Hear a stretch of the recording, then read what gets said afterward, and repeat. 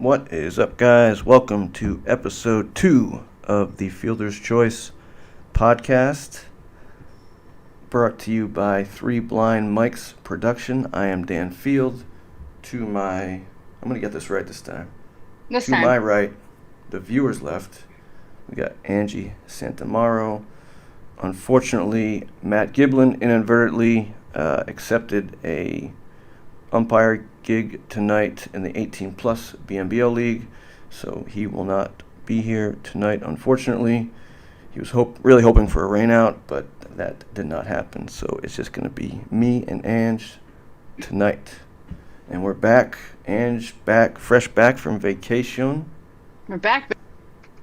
Well, it's been a couple weeks, right? We didn't have a show last week, or 2 weeks ago because of Easter.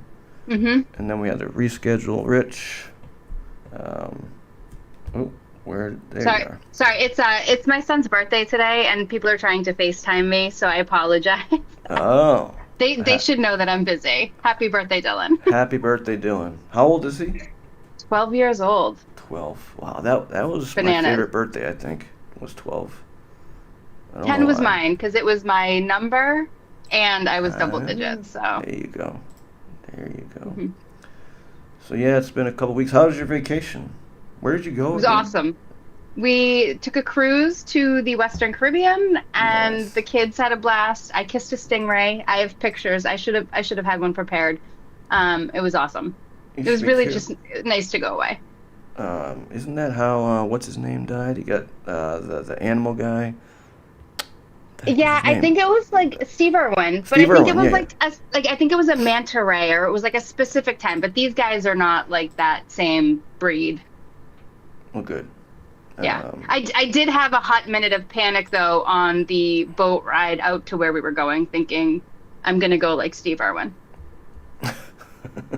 Why were you thinking that? Because I thought they were the same stingrays until I asked. Those same. Yeah, I asked the guy on the boat who explained to me that if I did get stung, I would just need a lot of ibuprofen. Oh, that's it. So, wow. yeah. I mean, yeah.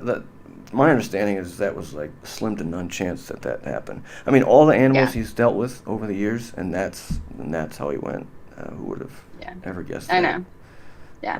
Womp womp. Crazy. Thanks, Dan. Yeah. But anyway, so you're back. You started doing games again. Yep, I did a couple games before I left, and then I've done 4 this weekend. I did a couple games last week. So yeah, I'm back at it. I think I've done about 8 games so far this season. Maybe 9. I was just telling you, I've done 40 already.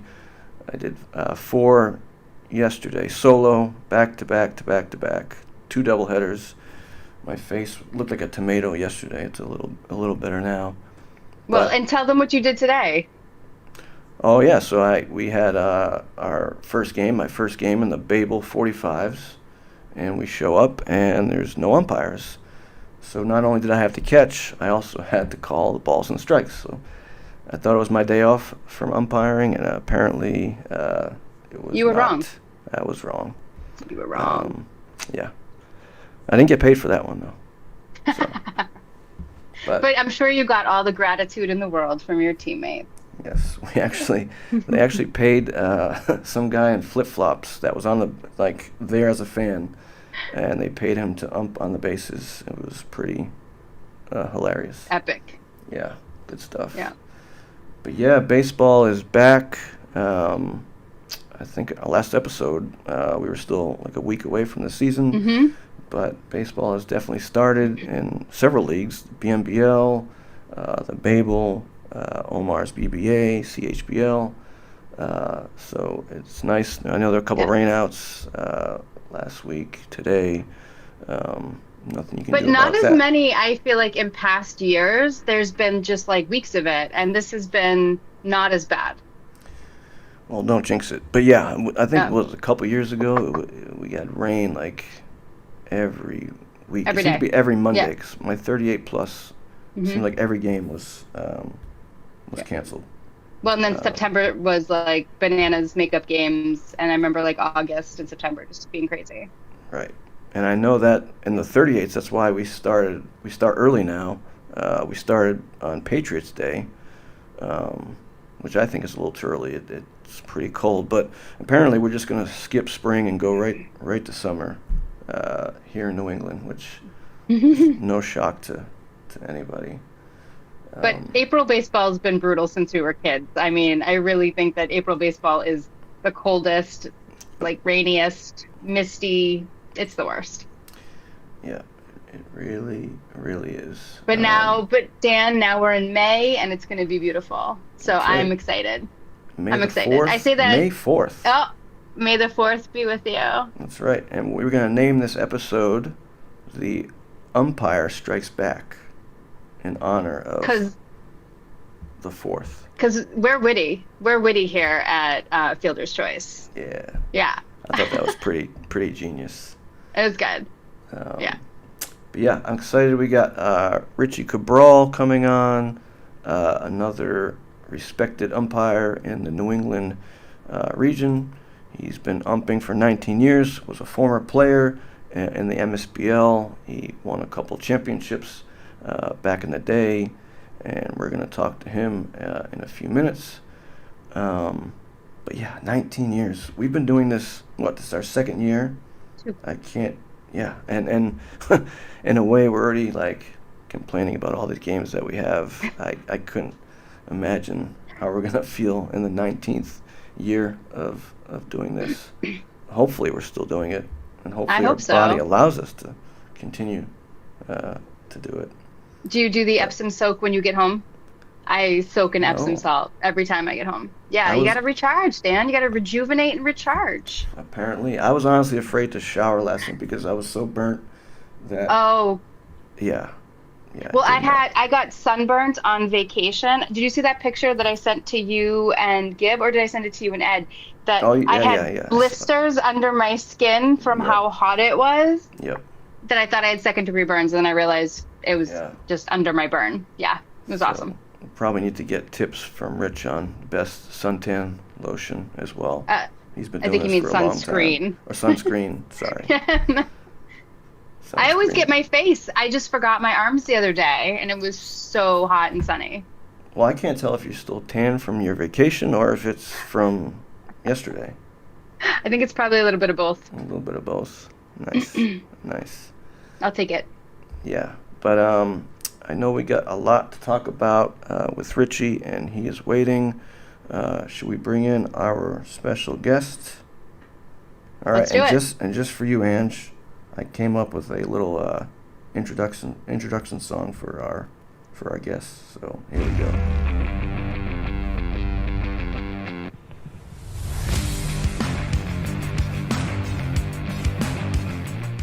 Ladies and gentlemen, welcome to the show, Mr. Rich Cabral. How are you, Rich. sir? Hello there. Nice to have you. Nice to be here. Thanks for being here. We appreciate it. We know we had to reschedule a couple times. The umpire life, it's a very busy life, especially right now. Huge shortage going on, so we appreciate you being here. Unfortunately, as I said, Matt Giblin is working a game right now and can't be here, but so it'll just be the three of us, and I see no problem with that. But Rich, for those who may not know you, please introduce yourself, tell the people who you are. Okay, my name is Rich Cabral. I've been umpiring for 19, this is my 19th season. I do Division II, Division III college for the last 11 years. I do high school baseball. I do Intercity League, Park League, Yawkey League. You name it, I do it, and I'm probably do about 100 games a season. Wow. Yeah. Busy. How many were you doing when you first started? Like when you were first couple of years, were you like us, just like doing as many as you possibly? Yeah, 130. Yeah, crazy. Yeah. Crazy. Right. My the most games I'll do in a day is 2. I won't do 3, and I will not do 4. And have you always been like that, or when you were starting, you were doing 2 or 3 as well? No, 2 is plenty. Because Okay. I feel if you do more than 2, the third game you're going to be less sharp, and then the fourth game you might as well just, fake it because Right. you're not. Just go home. You're exhausted. You're exhausted. Yeah. And the higher up you go in baseball, the more you need your rest. You do. Yeah. Mm-hmm. Yeah, and every game I've played in so far, the ump we've had did at least 1 or 2 games before he came and did our game. Yeah. The shortage is a real thing. Yep. I saw a video the other day of a guy umping in a wheelchair. Nothing wrong with that, but it's like, it's the shortage. The shortage is real. So the shortage is real. If you're out there interested in umping, you should do it. Yeah. I mean, the money's great. It is. That yeah, can't complain. But back to you, Rich. So yes. You obviously were a former player. You were a pitcher, right, for 12 years in the MSBL, 30 plus. You won a couple championships. You played with your twin brother, Mike. Yep. And funny story, when you guys used to umpire games, so Mike used to also umpire, right? Yes. And every time one of you would be at our games, every time I would guess incorrectly, I'd say, "Oh, hey, Mike," and it was Rich. And every time we had Rich, I'd say, "Oh, hey, Mike." He's like, "No, it's Rich." Literally every time I got it wrong. Yeah, tell us about your playing experience. So playing experience, I was a pitcher for the Somerville Reds. Actually, it was Arlington Pirates. We started out in I was 30, just turned 30, so 1990, I don't know. You're aging yourself. So, I played for the Arlington Pirates for 2 years, and then we switched over to the Somerville Pirates for 1 year, and we lost in the finals. So we said, let's change our name. Let's change the name to Somerville Red Sox, and we'll play at Trump Field as our home field. And we did that, and we won the championship in '97 with my twin brother and Al Visnick and a bunch of other good players. And that was probably one of the happiest moments I had in a long time in baseball. It was awesome. Great experience. Yeah, I was telling you, Al is one of my teammates on the 45s, and he told me a story about you, which we'll talk about in a second. But how cool was it to have your brother, like your twin brother, as your battery mate? I mean, I don't know if I've ever seen a twin battery mate before, at least in amateur baseball or any league, really. He was my catcher in high school, Somerville High. We graduated in class of '81. And, class of '99. Yeah, no, thanks. Yeah. So, and then we played CYO baseball, and he was my catcher for CYO. But once we got to Babe Ruth and senior Babe Ruth, we went on different teams, so he was no longer my catcher. Oh. And then when we started playing baseball again for the over 30 league, it was great to have him catch me. He knew exactly what I wanted to throw. He knew if I had my good stuff and not my good stuff, and it just worked out really well. Our coach used to say, "You two can light up a baseball field with the energy you bring without lights," because that's how we always we pretended we were playing for Major League Baseball. I had all the uniforms made up Silver Red Sox. I had everything done right, and we had a lot of fun. That's awesome. And I miss those days. Amazing. I miss them. I tell the kids, Rich, all the time when I'm umpiring and they get frustrated, I say, "Listen, kiddo, you are having the best years of your life right now, and you don't even know it. This is going to be it. This is amazing." Absolutely. Yeah. Yeah, these kids really take it for granted. They're so young, and they really have no idea. No, they should be having fun, especially in Little League. Little League baseball, they should be having a lot of fun. They should be playing more pickup ball. I tell them all the time, more pickup ball, because that's when you have fun. That's when you just slide for shits and giggles and do stupid plays and make it. And then you're like, I can do that when I'm playing. Yeah, absolutely. Yeah, absolutely. Michael and I became better baseball players in our 30s than we were in our teenage years. Yep. For whatever reason, we were stronger, we were bigger. I threw a lot faster. He hit the ball a lot farther. It was just, it was pretty cool. It was. We had a good 9 years. Actually, we played 8 years together. Then he said, I'm done playing. And then I played for another team, and then that was it. Yep. Okay. And so growing up, were you like, all right, you're going to be the pitcher, I'm going to be the catcher, I'm going to be the catcher, you're going to be the pitcher? Did you just decide that so that you both could just have somebody to throw to at all time? Yeah, he wanted to be a pitcher, and I wanted to be a catcher. So in Babe Ruth, I did catch for like 1 year until I got injured. But yeah, I mean, he loved pitching, but he didn't pitch as much as I did, but he loved it. I mean, you guys got the same DNA, so I feel like it was absolutely. just was one way or the other, right? Yeah. And I remember playing for the Somerville Red Sox. We were warming up at Trump Field.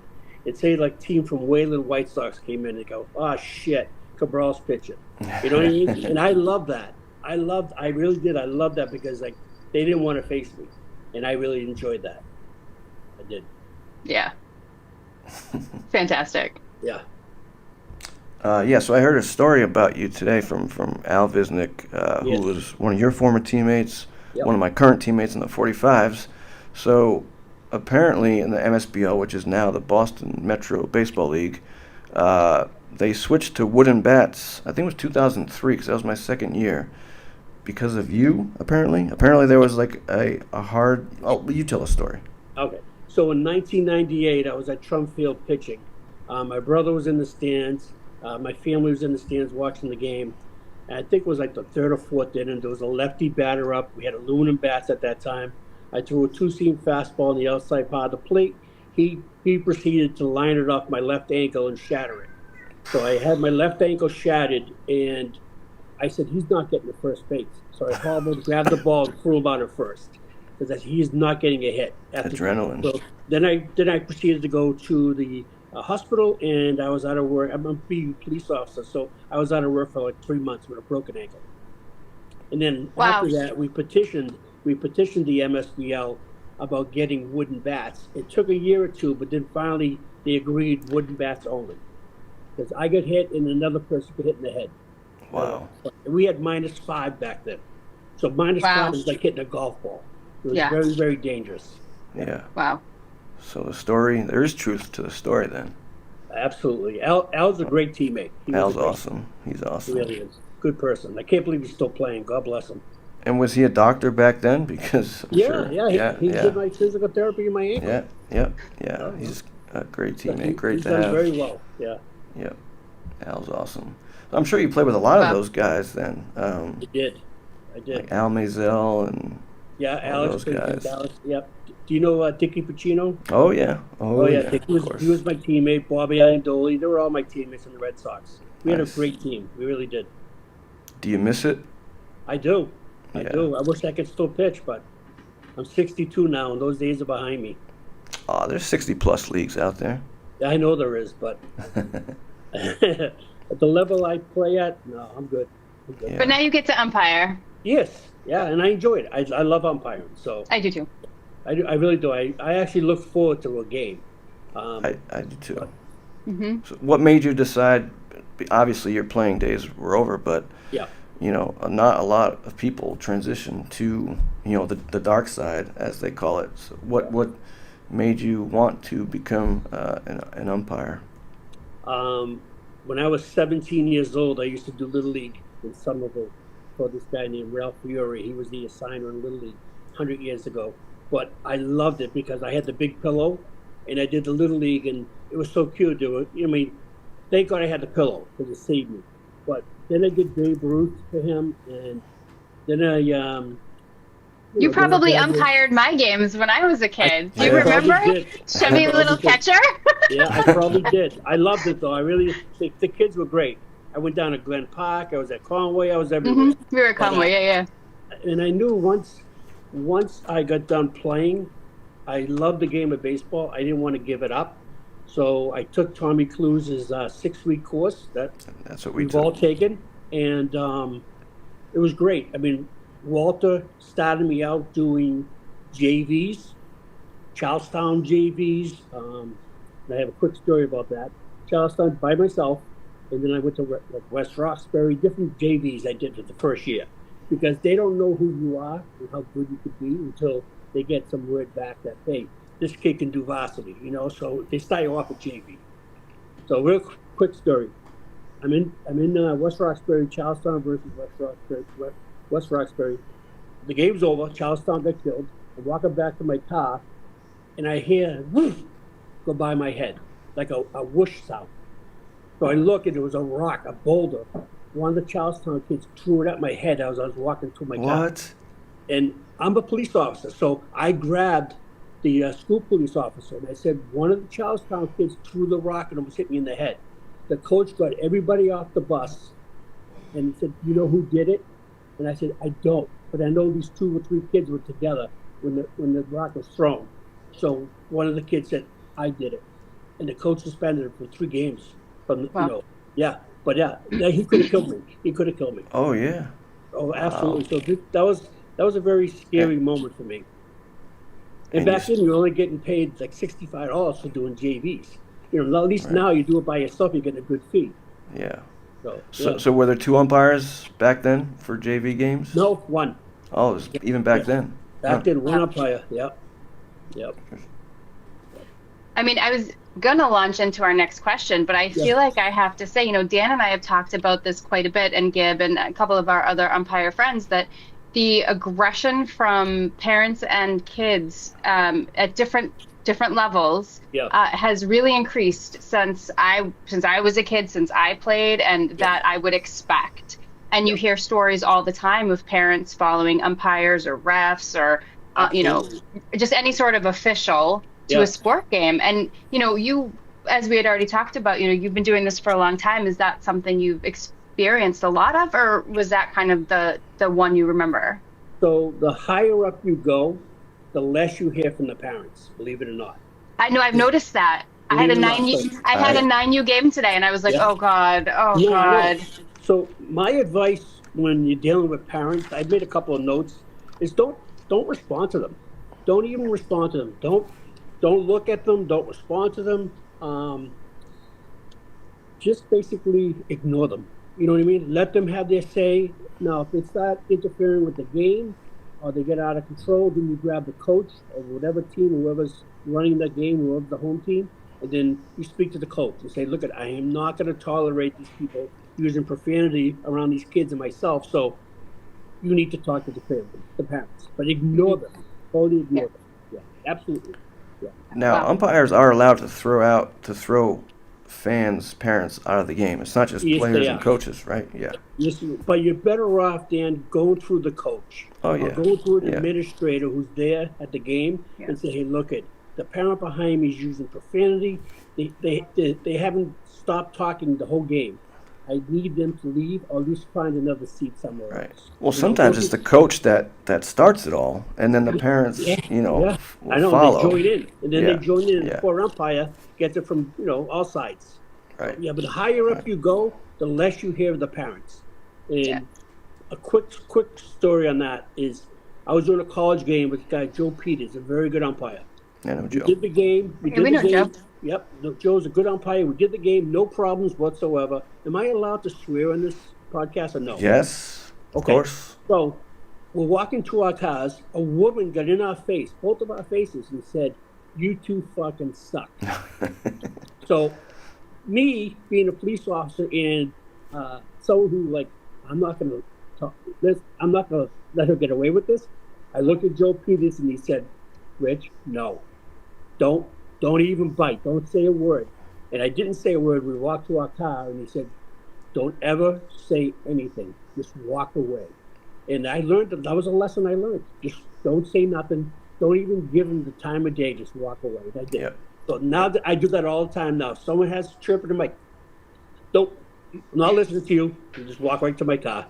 Rich, I say all the time that if you're from Somerville, you need a handler. I don't care who you are, but if you're from Somerville, you just need somebody with you for those moments to just let it go. You're better off. Yep. I don't know about other towns, but I say that about people from Somerville all the time. Absolutely. Yeah.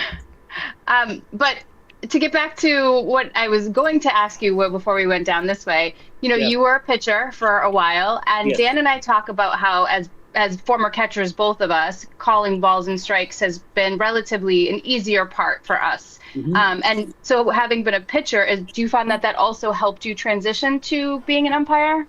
It did.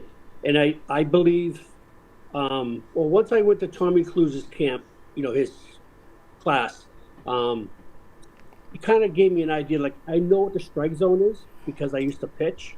And it just became almost natural. When I did the plate, it wasn't work. I was not like it came natural to me to do the plate, and I Same. loved it. And I like to think I'm a good plate guy, regardless of what level I'm umpiring at. I like doing the plate, and I try to be fair to everybody. I don't play favorites, and I have a lot of friends that play for different teams. Dan, you know this. Yep. I don't play favorites. I never have, and I never will. So I've called some of my best friends out on strikes, especially in the Yawkey League and stuff. But no, I just think because of my baseball background, I know the strike zone, and I try to be consistent and be fair. Yeah, I mean, you obviously have been one of the more consistent umpires, in New England. You've done plenty of my games, and you are correct to say that you are not afraid to ring anybody up, because I believe you've rung me up quite a few times. So that is Sorry. No, I'm sure it was a strike. But yeah, I definitely prefer to work behind home plate. I know Angie does too. And that's just the catcher in us. And I guess the same thing for pitchers too. Just like knowing the zone, and yeah, I don't like working the bases really at all. But yeah, that's just the catcher. I did the bases yesterday at Belmont Hill, and I was bored. That's Angie's second home. Yeah, I'm there every Friday. Every Friday. Yeah. Saint Sebastian's won, but it was a good game. But it's so boring on the base. At least when you're behind home plate, you control the game. So yeah, it was boring. But I do some epic jumps though when I'm in usually C, and I'm just my legs are up in it's every time I'm there, the ball comes right at me. Nice. So how about the elastic story? So there was it a major league game, and so I bring out my clicker when I'm doing the bases, just because out of boredom. And just in case, sometimes your partner forgets the count, and just to have that backup. But Angie and I were watching a video, and the base umpire, MLB umpire, was using elastics on his fingers for the balls and strikes. Not even a clicker, using elastics. And Angie was like, "Oh my God, I do the same thing." Really? With her hair elastics. Really? I do it with my. Well, I had heard that it's bad mechanics as a base umpire to have a clicker with you. Yeah, However, I like to keep track myself just so I know what's going on in the game. So on my right hand, I have outs, and then on my left hand, I have strikes and balls. Okay. So I learned probably 15 years ago from Joe Pascucci. He used to be an umpire in the Intercity League and different leagues. He actually did minor league baseball at one time. Get rid of that clicker. And that's exactly what he said to me. And that was probably 17 years ago, maybe. And I've never used the clicker on the bases ever again. Never. And I don't lose the count because I pay attention, but I just never use the clicker again. Yeah, see, he told me to get rid of that. Both Angie and I have a little bit of ADD, so I forget the count all the time. I have a lot. That's okay. Yeah, that's okay. So I'm always forgetting the count, and then I'll have shortstop or third base ask me what's the count, and if I don't have my clicker, a lot of times I have no clue. I was like, you got to ask the home plate umpire. We don't keep. We don't keep it. Parents will ask me all the time, "What's the score? What inning?" I don't know. Dan, we'll work on that. I told you I will help both of you. Yes. I will help both of you. Yeah. If people help me, I will help you. Yep. Do you write prescriptions for Ritalin and Adderall? We can. I have plenty right here. That's why I'm so calm. That does help. Yeah. There must be some correlation between umpires and Adderall. Who knows? Well, you just have some crazy focus, and you have to be able to pay attention to so many things at one time, and it's almost the gig for people who need that. Yeah. I go from one uniform to another. I've been doing a BU Boston University Cup for this is my 40th year in September. So I go from the police uniform right to the baseball uniform, and I've been doing that now for 19 years. Unreal. Just right to the I don't do 5 or 6 games anymore a week. I probably do 2 or 3, and then I'll do a couple of details at work. But I don't do 5 or 6 anymore. I don't. Yeah. I'm blocked out quite a bit. Yeah, I had my first game in the 45s, and I started grabbing my umpire gear as opposed to my baseball gear. I'm like, you literally got to switch gears. And no, I'm playing today. I'm not umping like I've been doing the past month. but it really is just like a game within the game. It's just like a whole the dark side. You know, it's wild. By the way, Debbie Cabral, I'm assuming that's Mike's wife. Yep, that's Mike's says you forgot to mention that not only was he your catcher, but he was a better hitter. Mike Cabral, the better twin. He was a better hitter. He had more power than I did, and he was a better hitter. I'll give him that. Yeah. Well, because he had somebody pitching to him all the time. I was a better athlete, though. He was a better hitter. I was a better athlete. Better athlete. There you go. And he was an umpire, right? Obviously, for a little while. Yeah, he did for like 6-7 years. Then he became the acting chief of Sullivan Police. Right. He got so busy, and he couldn't do umpiring anymore. Yeah. So I lost him. Well, he lives vicariously through you now. Yeah, he does. He came down the Cape with me to watch my game, and I loved it. We made a vacation out of it. Yeah, that's awesome. That's great. We got a picture of you two that we'll show a little later. But one thing I wanted to ask, and I know you're not really doing like little league games or JV anymore. That was a long time ago. But as new umpires like Ange and I are, like how do you adapt your approach when you umpire at different levels? Because we go from little league to varsity, and you're supposed to change your zone. Obviously a bigger zone for the little league kids, smaller zone for varsity. So how do you get into the mindset for the different levels? Treat every game like an important game, regardless if it's little league, Babe Ruth, CYO. Treat it as a very important game, because the people there that are playing are counting on you as an umpire to do a good job. So if you go there with a good attitude, say, I'm going to do the best I can today, regardless if it's little league or whatever, then you'll be fine. So little league, you have to have a little different strike zone than JVs or varsity, because you can't get away with that outside pitches that you're calling, or even the high strikes. Right. But after doing it for a couple of years, you kind of find your way and say, okay, I can do this and I can't do this. I can't call that high strike because everyone sees it. But you can call the low strike on the outside part of the plate because you can. You know what I mean? So you still learn. You learn. You do. You really do learn. Yeah. But I think that being said, right, and I think there's different rule sets too, right, for each. And so how do you, I think Dan and I were talking about this earlier, even just the kind of federation rules, trying to make sure that we have all the intricacies of those is just, it's like quantum physics. But then going to all of the different, how do you keep all of it straight? It's not easy. I mean, I have the college rule book that I study even before the college baseball season starts. I'll do the same thing with federation, because federation's crazy. Some of the rules they have is bizarre. I wish they just stayed with professional baseball rules, but they did. So there's also a book out called Cases. For you have that, Dan? Well, I think you gave that to. Did you give that to us in the meeting? I gave you guys the rule book, but there's also another book. No, I never get that. I know that Matt Giblin had that. I need to get one of those. And that does help, because it gives you scenarios that you can read and kind of understand what they're talking about. But it is, you have to read the rules. You have to have it with you. I always have a book with you, especially the federation book, because when the coach comes up to me and says, hey, can I take my DH out and put my pitcher? I got to make sure I give him the right answer. You know what I mean? I have to. So, and if I don't, I go to my partner and say, hey, what do you have on this? Do you have any, so that's basically what I do.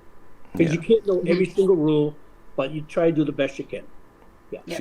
See, I heard you never bring out the rule book, but for something like that, I mean, that's understandable. I have it. If you have some indecision on a certain rule, then absolutely take a look at it. You have to get it right, then have them protest. And then Walter gets involved, or whoever, you know what I mean? You don't want protests. It just causes another problem. No, I think the cases is great, because it's easy to see a rule, but when you have an example behind it, like Ange and I were always sending videos back and forth, what do you think of this call and that, and you think you've seen everything in baseball, and then there's something new, every game. I'm still learning, Dan. I'm still learning. Believe me, there are things that I've never seen, and I said, wow, So you learn every game. Every game you do, you learn something. Mm-hmm. If you go there with a good attitude, dress neat, right? Dress professional, with a good attitude. Then Pro tip. Yep. Yep. You can't go in there like, your pants are all baggy, wrinkly, your shoes are not shined. All those things people watch. They see you when they walk in. And if you look like you schlub. Yeah, exactly, yeah. Then they're going to say, this guy doesn't have it. You know what I mean? This guy. You go in there with shine shoes, clean clothes, that helps. Yeah, I did a game with Rich last year, and he was all like cleaning my shoes, like fixing my shirt. I'm like, I was helping you. Rich. Yeah, but you did. But you did. Dan, but that's what people who have been around a long time do, help each other. Mike Canosa is a great umpire. You had him on your show. Yep. One day, him and I had a Yawkey game down at in Brighton, and I said to Mike, "You have the wrong hat on." He had the plate hat on instead of the base hat, and now he's doing Division I baseball. Right. So, I mean, you help everybody. You help each other. Yep. That's funny. That's funny. He's a great umpire too. No, he is. And you've worked some Cape games, and we'll get into that. But this brings us to our first segment, which we have What's the Call?, where we watch a video of a call, either at the major league level, or high school level, whatever level, and we give our opinion on it. So please take a look at this video. You'll have to see it in slow motion. Okay. But he basically swings, and they're saying that the ball hit his bat at first. They'll show it in slow motion. Fastball. Well, did it hit the bat or did it hit him? It sounded like it hit the bat. That's what I thought. That's what it sounded like. Yeah, right at the top of the handle. That should be a foul ball.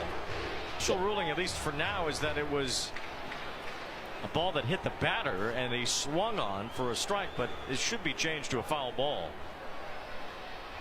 The call in the field is a hit by pitch that he offered at for a strike, so he is out. This is so we can watch it. Yeah, I have that as a foul ball, and the play's dead. I have that as a foul ball. It definitely hit his bat. You think it hit his bat? Absolutely. Yeah, I think they show a close up. It changed directions. You can see the ball hit the bat and change directions. So it didn't hit his body. He did swing. So if it didn't hit his bat and he swung, right, and the ball hit him, it's a strike. Strike three, right? Yep, straight to you or whatever. It's a strike. But yeah, I definitely hit his bat. I'm surprised they didn't at least review that or look at it, because. Well, I think they reviewed it and they determined that he didn't foul it off. And those are so hard to know. Like, you hear the sound, and it's like, did it hit the bat? Did it hit the player? We don't have the luxury of instant replay. No, we don't. No, we don't. But did you see? And I agree that it hit. I agree that it hit the bat. But the way that his shirt moved. Yeah. So in the slow mo, it looked like it could have grazed his shirt too, right? I mean, I agree it hit his bat, but I think that's what they saw. Yeah. But you do have to, right? And I think you obviously both know, it's not just watching; it's hearing. It's kind of knowing what's going on. It's knowing what people's reaction is. Because there are some times where I'll kind of be unsure if it was safe or out, honestly, and they'll give themselves up and start walking down. Like, okay, cool, goes out, right? Because I'll be like, oh, that was close, and they'll just start walking away. Yeah. Yes.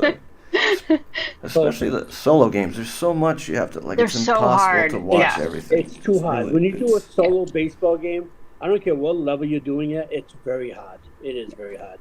And the younger they are, the harder, because the craziest stuff happens. I had some stuff happen today that, thank God, I worked it all out. But I had called an infield fly. Nobody heard me. I'm screaming, stop. They're still running home. I'm like, no. And then one of the kids is screaming, but he dropped it. Yeah. I know. Chaos. That's chaos. Yeah. Yeah, I did a 9U, and they're like, do we want to have the infield fly? Do we not? Like, yeah, let's do it. Get the game moving quicker. I'm like, okay. I mean, which is wonderful if you teach your players what an infield fly rule is. Right. A lot of them have no idea what it is. Well, some umpires still don't know what it is. No, I know. They don't know. They have no idea. Yeah.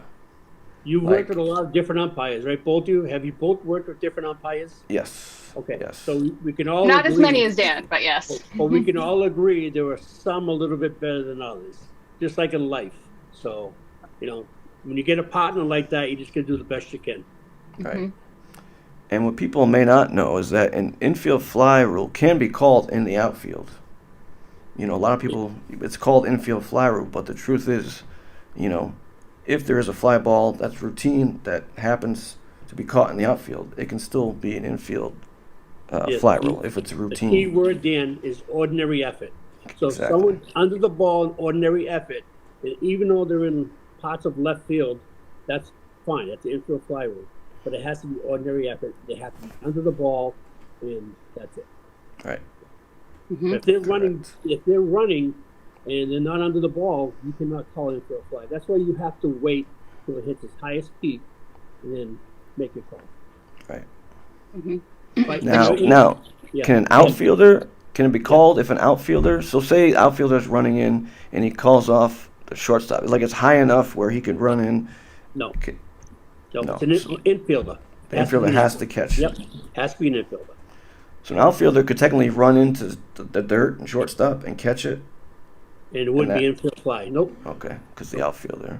Yep, he's an outfielder. Yep. Oh, that just confused things in my brain. I know. I like probably a scenario that will never happen, but who knows? No, but someday it will happen. Right? It will, and I'll be like, Rich said. When you think it's not going to happen, it happens, and you say, "Oh, geez, I can't believe that just happened." So it does. Yeah. Things happen. It's crazy. Oh yeah, it is. It's crazy. So Rich, you mentioned Mike, and something that Dan and I have talked about a bunch, and something that you had mentioned in our kind of like pre-interview texting, having good mentors, right? Yeah. So having a mentor, and that you had said that you had had some. I know that Mike had talked about the importance of having mentors, and so when you were first starting out and you had those people, which obviously was so important. What's your advice for newer umpires? How do they find those mentors? So, when you accept baseball games to umpire, pick your partner's brain, especially if they've been umpiring for a couple of years or even 15, 20 years. Also at the meetings, there's a lot of good umpires at our meetings. Feel free to sit down and talk to them, ask them questions, say, hey, look, I need some help. I'm a new umpire. Would you mind if I called you? Once in a while, something came. I told Dan this. You call me. If I don't know the answer, I will find out the answer for you. But I was lucky enough that I had Dick Cacciatore, Joe Cacciatore, Rick Cacciatore, all the Cacciatores who are well-known umpires in this area. I've worked with a lot of good umpires like Mike Hanosa, Dave Tresca, Tommy Clues, who knows the rules better than anybody. Yeah, he does. So I've been fortunate enough to work with a lot of good umpires, and there's a lot I'm not even going to mention, but they helped me. They said, slow down, timing. You know what I mean? Timing, slow down. So they kind of give you like little hints. Like Rick Katz told me one time, follow the baseball with your eyes, not your head. And I never forgot that. I never forget. So that's a good one. This is a good. I'm sure, Dan, and I'm sure, Angie, that you do it. You move your head because you're new umpires and you see the pitch going down and away, and you're moving your head. Follow the ball with your eyes and keep your head still. And I never forget that. Now, do I still move my head once in a while? Absolutely, because it's habit, But he taught me that. Follow the ball with your eyes. And then, And there's different camps, right? Yes. Did you do a lot of those camps back? I did. I went to New York for the college baseball. It was a 4-day camp. We rented a house, 5 of us, and we went to upstate New York. And it was a 3-man camp. So to do the 3-man camp, you have to complete that course to work down the Cape. That was the assigner, Nick Sabelli's. That was his rule. That if you want to do the Cape, you have to do the 3-man, and you have to know the 3-man. Because when you get to the Cape, you can't fake it. You have to know what you're doing. So I did. I did the 3-man camp in New York, and then the following summer, he gave me 4 games down the Cape, and I made a vacation out of it, and I loved it. My mother came down, my sister, my wife, my brother. We rented a hotel. They came to. I did Dennis Yarmouth one night. Did Orleans and Chatham one night. It was awesome. That was awesome. But I'm not a Division I umpire now. I'm okay with that. I'm not a UCU umpire like Mike is, Anosa, but I'm okay. You know what I mean? I'm fine with doing what I'm doing. I really am. How many years did it take for you to finally get your first game down the Cape? So I did the camp in probably 2000 and. Geez, the years fly by. But this is 25, right? So say 2021, like 4 years ago, I did the camp. The following summer, I was assigned a couple of Cape games through Nick. The following summer, which is, like I said, a great opportunity. I loved it. I learned a lot while I was down there. So, yeah. But go to camps. If you can go to a camp, any camp, go. So. Yeah, there's a lot of free ones, too. Yeah, there's a free one coming up, actually. Yeah. Yes, I think in Hartford, is that? Yeah. So at the end of June. Things like that you want to go to. But, yeah, definitely. Do you want to be college umpires? I mean, do you want to do that someday? I would love to. Yeah. So, I mean, that's something you have to try out. So you try out for the college baseball umpiring. It's usually a one-day thing. They do have you do the plate, have you do the bases, and then they evaluate you, and they let you know pretty much, yes, you're going to be a college umpire, or no, you can't. You suck. And they send you a contract. They'll send you a contract. Nick Sabelli will send you a contract every year that you sign, and you're a contract umpire for the year. Yeah. Well, I think this is something, and Dan and I talk about this all the time, that we want to be evaluated, right? Yeah. We want somebody to come down and tell us all of this information so we can get better. I mean, I'm alone, I would say probably 90% of the time. In the summer, I get more, like travel teams, and I'll get a partner. But generally, from now until June, I'm solo. So, and you get the good jobs and the thanks blue, and that feels good and all. But I talking about mentors, I text my mentor and I recap the entire game, every single game, and he gives me all that feedback. But I think having somebody evaluate me, and Dan and I have talked about this, we want that, and so that's I think what I would love a camp for. Okay. So that's great. So I did a college baseball game last year at UMass Boston. And I've been to college now. This is my 11th year. I had no idea that I was being evaluated. There was someone in the stands evaluating me when I had the plate. I had no idea until the game was over, and I received an email. And the evaluator told me, you had a good strike zone, very consistent, but slow down. That's the biggest thing. Slow down when you strike the ball. Take your time. But other than that, that was my evaluation. I had no idea he was there. So you never know who's evaluating, who's watching you. So that's why I said, go to the game, do the best you can, and then so be it. You know what I mean? That's all. Yeah. You're almost better off not knowing, I think. Yeah. I don't want to know. No, I don't want to know either. I didn't want to know, which is good. So, like I said, I felt I did a good. It was UMass Boston, so I felt I did a good job. There was no yelling or screaming, and where's that miss? So how can you call that? There was none of that, which is good. Yeah. Which is good. I mean, it would just be nice to know, like, if we get compliments, if we get negative, any of it, and let me know when you have a game. Let me know when you have a game, and if I don't have a game, seriously, I will come and evaluate you. Oh shit! You just called our bluff, Rich. Absolutely. You were like, I will come to your game and evaluate you and help you with whatever experience that I have. I will help you. That's my job now, to help people. Yeah. No, honestly, I will take you up on that at some point. Absolutely. For real. Yep. Yeah. But that is the number one thing when I've asked, experienced umps that I've worked with is timing. Slow down, timing. Yeah. That's like the number one thing, the feedback that you get. Yeah. And you can always tell who's been doing this for a long time when you look inside their car, and based on the number of different shirts that they have. And experienced umpires have been doing this for 20 plus years. They literally have a closet in their car with the clothesline, and they got the 10, 15 different colors all lined up. You've been doing this a long time. Cool.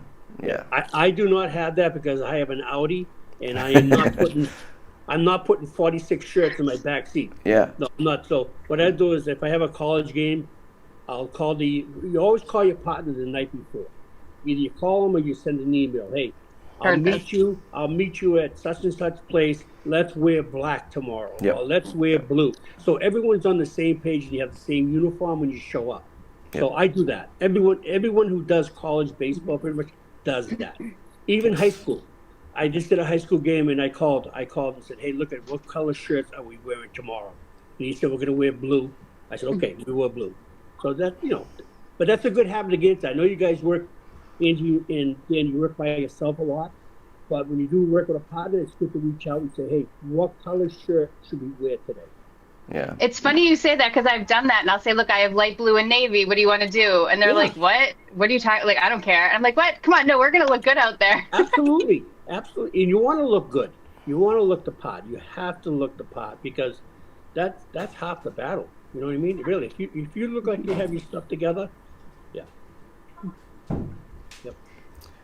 So you've obviously you were recently inducted into the Yawkey League Hall of Fame as an umpire.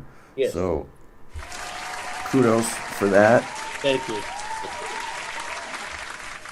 you. You also won 3 Umpires of the Year awards in the Yawkey League. Yes. What do you think separates a good umpire from a great umpire? That's a very good question. So I took some notes on that, Dan, so give me 1 second. And while you look at your notes, I'm going to show everyone the picture that you had posted with your award. Oh, this nice. was just, last week with your twin brother, Mike? April 26th. Yeah. Oh, that's amazing. Accepting, That's amazing. a Congratulations. Thank you. It was a tremendous honor. Right.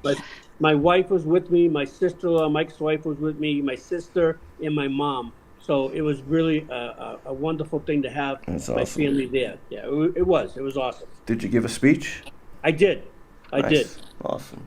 I did a short speech because Dave McKay said keep it short. But I did have a nice speech prepared, and it was good. Awesome. My brother said good job. So when my brother tells me good job, I know I did a good job in the speech. All right. So a good umpire. Know the rules, right? Know the rules and apply them in a proper mechanics. So apply the rules with proper mechanics. I made some notes. Be totally objective, okay? So like I told you before, I do not play favorites, and I have a lot of friends in the ball field. So be totally objective. Don't get I can't even read my own writing. Don't get emotional during the game. In other words, don't get involved in the game. Okay? Be approachable. All right? Be approachable. The coach wants to come up to you and ask you a question. Be approachable. Let him ask, as long as you ask in the proper way. Be consistent. Be professional in your appearance. You need integrity and courage. You can't be afraid to make a call. So if there's a call to be made, you need to make it. All right? Someone has to make it, and it's going to be you. I love that you took notes. I did. Awesome. I took notes of this. So to be a great umpire, it comes with experience, confidence, knowledge, and knowing the 2-man system and the 3-man system of umpiring. Because all the high school tournaments and different tournaments that come up, even the Intercity League, they use 3 umpires. So you need Rich, to know. I'm sorry, I don't mean to cut you. I think your camera moved because we can only see half of your face. There we go. Yeah, we can only see half of your face. Sorry I want to see all of you. No. I think your camera just moved. Okay, go ahead. Am I okay? Yes, you're great perfect. now. Yeah. Okay. Beautiful. All right. But yeah. So you need to know 2-man, 3-man, and to be a great umpire, you need to know the rules. Be professional. Look professional, and don't be afraid to read. Watch videos. How to do a plate job or even a base job the proper way. So you need to really kind of train yourself in that. Be prepared. You have to be prepared.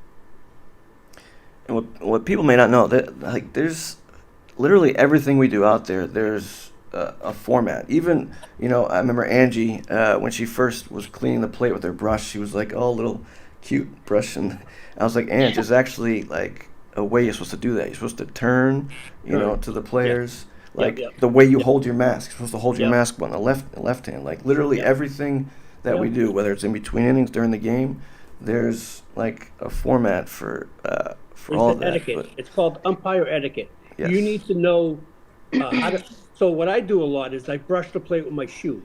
All right, I'll do that quite a bit. If you're going to brush it with a brush, you need to face the players and bend over and brush it nice and clean. In between innings, you need to go on the home field side or the away team side. Whoever's not getting up at bat. Wait, say that again? Because I've always wondered which. So if say the home team is up at bat. Yep. All right, and the inning's over. Mm-hmm. Now the other team's going to come up at bat. You need to go to the other side of the plate. Okay, and then you need to count how many warm-up pitches, and then let the catcher know he has 2 more pitches. Even let everyone know 2 more pitches, or 3 more, so everyone's on the same page. So you want to be on the side of the defensive team. Yep. Oh, I just go wherever I put my water. I know, and I know that, but I'm saying proper. But no, that's proper umpire etiquette is like that's what you're supposed to do. Yeah. It looks good when you do it. Like I said, count the warm-ups. In Little League, I don't know how many warm-ups you give in Little League, but it should be, 5 or 6 warm-ups, and that's it. After Then the first inning, Because if not, they'll throw 15. They'll throw 15 pitches, and you'll be there for 4 days. Yeah. So, 5 or 6 pitches, warm up, throw it down, and that's it. Keep the game moving. I would like to just be defensive for a second. I know exactly I did not want to stick my ass up in the face of a bunch of boys, and so I was trying. I knew you were going to say that. But once I learned that there was etiquette, I did it and have been doing it every single time. I feel a little weird. Don't worry about it. I'm sure they love it. Nobody's looking. These kids. I think they are, but it's okay. They're too young. No, I'm only kidding. But that's. I'm not actually that worried because, to be honest, with all of my gear and my headband on, I am not that attractive, so it's okay. It was very cute the first time I saw her brushing. She was like a little cleaning lady. Wait, the arm was aggressive. I was just bent down. Yeah. How do you do your strike call, Ange? I usually go if they strike out, I don't. So, school me. If they strike out swinging, I don't want to be obnoxious, right? Or if they just strike and swing, say it's the second strike, I'll just kind of go strike. I'll just point my hand, and then if they Rich is more of a you're a kiss, and I'll give you a so you'll hear that. Everyone hears that. Yeah, well, so and then if it's a strike and they don't swing, I'll make a loud strike. I'll kind of eject, project. And then I don't have a good strike 3 call yet, but I usually go strike 3 and I bring my fist in, but I need a better one. But depends what level you do. You really don't want to be a showman or a showman. Right. Yeah, and a lot of. Right. Especially if you're doing Little League and younger kids, you just want to say strike 3. You know what I mean? Yeah. And I find that at that younger level, they really do get affected by the game, and I really want them to have fun. I want them to have fun. Absolutely. So. Oh yeah, I've seen a lot of kids crying, striking out. I was talking to my brother about this. I think I've been doing this for 19 years. I think I've ejected 5 people in 19 years. Wow. Yeah, I've won several people. I've won a lot of people, even my close friends. That's enough. But maybe 5 ejections the whole. I don't know. I don't believe in just start throwing people out of games. I really don't. They're there to play. They're not there to watch the umpire. They're there to play. Yeah. So. Yeah. Yeah, Ange and I still haven't popped our ejection cherry. But like you were saying earlier, if you show up, you're approachable, you're nice. You don't go in with a mean attitude. It really is a difference maker. Well, but I've said this before. I think being a woman, I have to be honest with you guys. I walk onto fields and I get looks, or I'll get stares, or as I'm suiting up, I'll hear people talking, and I have to kind of just put on some armor and walk out there and, own my spot. Mm-hmm. I'm much more comfortable this year. Last year, I had a couple really hard games where coaches were coming at my face, and I probably should have ejected them, but I was really worried about being an emotional female and so I just kind of held my ground, which I'm glad I did, because I think now I'm way more comfortable, and it's some of those same coaches and they approach me differently. But I had a learning curve, and I talked to Dan about it a lot. There were a couple games where I was like, I don't think I want to do this anymore. Mm-hmm. Yeah, we've all had those. We've all had those games, but you need to remain calm. When you're, I'm a very calm person, even in my professional life. But you need to remain calm when you're umpiring. You really do. You can't start screaming and yelling. You lose control. Right. You want to de-escalate, not escalate. Absolutely. Right. So your brother Mike, I guess, got Debbie's account and says you are humble. When you played baseball, you gave 110%, and that you bring that same dedication and love for the game of baseball as an umpire. And that's what makes you one of the best, and why you're so respected. Oh, nice. Oh, that's very nice. Something twin only brother. A twin brother. Thank you, Mike. Love you. My dad was a twin. Dad was too? Yeah, my dad was. That was nice. Thank you. Identical twin, yep. Yeah. That's awesome. It's special. Being an identical twin is special. Yep. It really is.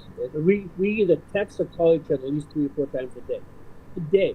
Wow. Some brothers don't even talk to each other in a month. Sisters, yeah. I know. Wow. 3 or 4 times a day we do. Yeah. And that must have been awesome when you were umpires to like kind of feed off each other and learn from each other. When you were umpires. Yeah. I mean, I was like, most of the time I was the home plate umpire. Mike had the bases, so most of the time I was the crew chief. But that's probably the only time in my life that I've been the crew chief, the boss. Other than that, he's always been the boss. Who's older? So he's older? He's always been the boss. That's fine. I accepted that. Absolutely. Is he older by minutes? 2 minutes. 2 minutes. And he reminds me of that. Yep. He's 2 minutes older, and yep. Yeah. How awesome. So we are best of friends, which is nice. That's very nice. That's great. Were you going to say something, Ange? No, I was actually going to say something very similar to what you said. So same page, Dan. So speaking of partners, occasionally you get a partner who is a little difficult to work with, or maybe shows up late, which kind of makes you look bad. So, how do you kind of manage that, working with a partner who may not have that same like positive outlook or shows up with kind of a negative attitude, and how do you kind of deal with that? Or is less than professional? Yeah, had some of those. A nice way to say it. The unfortunate thing about umpiring with 2-man or even 3-man is sometimes you get a partner that's not your favorite. They're not very professional. They don't come dressed in appearance very nice and neat. They come like they just got out of the dumpster, and they show up 5 minutes before the game starts. So there's no pregame. When you do college or even high school varsity, you do a little pregame, talk to each other about your role, what you need to do, what you're expected to do. But when someone shows up 5 minutes before a game, you can't do that. Yeah. So right away, it's a negative situation for that game. But you're only as good as the partner. So if your partner sucks, they're going to say, those 2 guys suck. You could be the best home plate umpire going, but the umpire makes 3 calls at first base that are all wrong. They're going to say, those 2 guys sucked. So you're only as good as your partner. So you just need to do the best you can with what you have. That's my advice, because you can't control who Walter sends or Joe Cack sends, or you can't control that. I have my favorites. I have people who I really enjoy working with: Mike Canosa, Dave Tresca, a bunch of guys I've worked with over the years. Dan Field. Yeah, I have. Dan, I've only worked 1 game with you. Yes, one game. And I want to work a lot more games with you and Angie, because I do want to help both of you. I really do. And like I said, I am not a perfect umpire, but I do have something to give back, and I want to give back. We appreciate that. We're not quite at your level yet, but we'll get there. Yeah. I missed a lot of last season. I missed most of the summer of last season. So I think I have 1 more year before I'm probably going to be, doing like varsity games. But I'm working it. You see the picture I sent? Of the picture at the high school? Yes. I mean, the college? Yes. Yeah, I didn't realize that. What a great moment that was. I was the base umpire. That was I a didn't great realize moment. that was you. That's me in the background. So first female. So who is that, Ange? Do you know? Is this the picture you're talking about? I think she played for Riviera in New Riviera? Yeah. Yep. Did you say New Hampshire? Yes. Yeah. Okay. And she was good. She was really good. First female pitcher playing college baseball. Yeah. Was and she I was throwing hard? She was probably throwing in high 70s, maybe low 80s. Wow. Yeah, no, she was good. She had good curveball, and she knew what she was doing. Yeah. You know, as a former pitcher, I was watching her mechanics. She was good. She was right on. She doesn't play. She's not playing in college just because. Exactly. Mm-hmm. And you had a female at one of your 9U games, right? I had today. Yeah.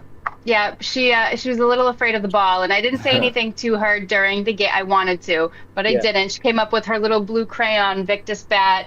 Every time the ball came over the plate, she would jump back. So I get up, I'm changed, I'm all whatever, I'm leaving, and I walked up to her and I said, "Hey, you don't be afraid of that ball. You make that ball afraid of you, all right? Nice. You stay in that box." Nice. And then I left. But positive reinforcement melts my heart. Yeah, positive reinforcement. And at that age, they listen. You know what I mean? If you tell a 15 or 16-year-old that, then they say, you don't know anything. You know, young kids, they'll listen to you. Young kids will listen. Yeah. I usually go, like I said, I'm at Belmont Hill every Friday. So I know those guys, and I had them last year all the time. Nice. And I was a catcher. So sometimes the catcher and I will chat a little bit. And one time, I'll never forget it. I tell Dan this story all the time. It was a ball. It was so clearly a ball. And he turns around, he's like, "Blue." And I was like, "Come on." That was like at his chin. He's like, "But that frame." And I was like, "That frame was on point. Let's go." Oh yeah, I've had catchers try framing balls in the dirt. I'm like, "Oh, nice frame." But they're popping them up now, right up, and I'm like, that was pretty, but it was still a ball. So what I do when I have the plate, I always introduce myself to the catcher. I always shake hands at every level, AAU, Babe Ruth, Dan knows, MSBL, regardless of what age. I always shake hands and introduce myself, and then start the game off right. Now we know each other. So, Yep. I have yet to get a catcher with the "I love umpires" patch though on the back. I'm waiting for that. No, you won't see that. We did see that somewhere. Was that did you send that to me, Dan? Yeah. Some kid had on the back of his padding and said "I love umpires." Yeah, I think I saw. That'll be my favorite player then. Yeah. I like that. That's what they're going for. Smart. So I mentioned you won the you got inducted into the Hall of Fame. What did that mean to you to get inducted? Obviously, we weren't able to hear your induction speech. We weren't there, but what did it mean to win that award? It was a tremendous honor. Like I said, I probably have worked over 400 Yawkey League games in my career, maybe close to 500 games. Wow. And to be recognized as an umpire and to be, that's the highest honor that you can get in the Yawkey League, is to be in their Hall of Fame. So I was proud. I was so thrilled that my family was able to be there with me. And I prepared, I think, a nice speech. So, I'll always remember that. And they gave me a nice plaque. But it was very special. It really was. It was an honor, tremendous honor, and I really appreciated it too. I really do. Yeah. Are you still doing Yawkey games? Yeah. Park League, Yawkey, Intercity. Oh yeah. Nice. Oh yeah. Once it starts up, I'll be there. Yeah, that's awesome. So obviously, sorry, go ahead, Dan. No, go ahead. No, go ahead. I was just gonna say, so obviously, these awards are great motivators, but personally, what's keeping you motivated to keep going, to keep doing this? The love of umpiring, the love of the game. I love baseball. I wish I could still play. I wish I could still pitch, because when I get on the mound, my brother used to call me the Rocket, because my number was 21 for Roger Clemens, and he used to call me the Rocket. And I used to throw mid-80s, good curveball, good slider. I was tough to play against because I always brought 100% to the game. always. And I enjoyed it. And I missed that. I missed that competition. Again, as you're still playing, and Andy, you played, I missed that. And, and having your teammates support you and have them there, it's great. Baseball is a great sport. Period. Mm-hmm. It really is. Yep. It's a great sport. Yeah. I mean, it can humble you. Yeah, it can humble you real quick, but it's a great sport to play. Real fast. Yeah, yeah. Yeah. I mean, for me, and I never thought this would be the case, like, I'm just as excited going to umpire a game, depending on the level, of course, as I am, like, playing. And part of me feels like, just umpiring and being involved baseball, like, that would almost be enough. Playing takes a toll, and only getting older. I know. Just a quick story. In 1997, we won the championship. It was first and second in the championship game, and it was 1 out, and I was a pitcher. I thought my coach was going to tell me to bunt, but he called time. I went down to the third base coaching box, and he said, "Don't bunt. Drive the ball as best you can. Hit it like you mean it." Crush it. Okay. So I put it over the center field fence at Trump, and the ball was going as high as the lights. What? And I remember this perfectly. My brother yelling for the ball to get up over the fence, and I hit. That's a shot. That is a bomb. And my brother said, "Rich," I was screaming. I go, "Mike, I heard you." I don't even remember touching the bases going around because I was so excited what I did. Yeah. I don't remember. Yeah, that was a great moment. Walking on air. Yeah. Yeah. Yeah, I think the one home run I had inside the park, I think I missed every base on the way. Thankfully, we were down by like 10 or 12 runs, so they didn't even appeal it. But yeah, so I know where you're coming from. But that's a shot. Center field that is a shot. from. Yeah. Up and over. I've heard guys that hit it on the roof, Oh, the yeah. roof of The DPW. I've given up a couple of those, too, as a pitcher. Oh, yeah, the ball's still going. Oh, yeah. Yep. That's funny. It is a way to be a part of the game in a different way. Going back to what you said a minute ago, being an umpire, it's a way to be a part of the game in a way that feels competitive again, right? Even though we're not competing, it feels important again. Yeah. And I think that's what I love about it. And it's almost like I'm having those feelings. Yeah, thank you. Yeah. Reinvigorated. Like I'm having those same, like getting ready for the game feelings. And not like, oh God, I hope my knees don't give out this time, right? When I'm like catching, but rather like just because I'm feeling like my skills are getting sharper. Mm-hmm. So I feel like being an umpire, you can always get better, right? Absolutely. No matter how old you are, no matter what's going on with you. Whereas, when you're a ball player, people are going to be more competitive as you, but this is different, but we're still in the game. And so I love it. And I think you're right. I think that there's something about that. When I show up to a game, I want the teams that know me say, "Oh, good, Cabral's here doing the game. He's umpiring tonight." Not, "Oh, that asshole's here." You know what I mean? Yeah. He's gonna ruin our game. I want them to say, "Oh, Rich is here tonight. He's gonna do a good job. We're gonna have a good game tonight." That's my goal. Yeah. No matter if it's MSBL or college or high school, that's my goal. To say, I want people to say, "Good, Cabral's here. He'll do a good job for us." That's what I want. And that's what I try to do. That's what I try to do. That it's going to be fair. Yeah, that it's going to be a fair game, right? We all swing and miss. We all let balls fly by us that we should have hit. But, like, as long as it's I think that's, And I've done a lot of Dan's games, so Dan knows me very well. Mm-hmm. I've umpired a lot of his games, so he knows me better than probably a lot of people. Yeah, and I feel like there's not enough umpires that have that attitude. And that was one of the reasons why I wanted to become an umpire. Like, even if you don't want to be there, pretend, like, act like you want to be there. Yeah. Because that rubs off. It rubs off on the players, and it just rubs you the wrong way. Alberto. Yeah. Not the greatest umpire in my opinion, but he came with. Oh, we're dropping names here. No, I know. No, I mean everyone knows Alberto. Yeah, I'm just messing with you. I know Alberto. I'm just messing with you. I've umpired a lot of games with Alberto years ago. We went in different directions, him and I, but I've worked a lot of games with him. And always came with a positive attitude, and that went a long way with a lot of players. Yeah, I think he's approachable. True. He's someone you could ask a question, you know? Yeah. Yeah. Yeah. Yep. So, I know you've been doing this for 19 years, but is there a specific moment or moments in your career that you're most proud of? Not necessarily like any awards that you've won, but any personal milestones or anything like that?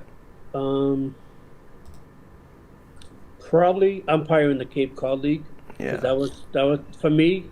I'll never do another game any higher than that level. So for me to be able to do that and say I did the Cape, I'm very happy and very proud of that. If I never did another game, I'm fine. You know what I mean? Another game at the Cape. Yeah. The other thing is I did a Yawkey game. Actually, no, I did an Intercity championship game. I was behind the plate with Manny Del Carmen. He played for the Red Sox. Yep. He came in to close the game for Intercity League, and he was throwing 93, 94, yep. And I loved it. I was behind the plate. I go, this is awesome. So that was a great moment, and I remember doing a Yawkey game at Trum, and the game was just about over. It was the ninth inning, and Teddy, what's Teddy's last name? Zuba. Yeah, Zuba. Teddy. Yeah. He turned to me and said, I don't think you missed a pitch all night. Wow. Yeah, that made me feel good because, as umpires, we're not perfect. But when the catcher tells you that, I was like, wow, that was special. Because he played minor league baseball, and he's a really great catcher. He's a great ball player. So, I was, some of those moments, absolutely. I remember those moments well. I do.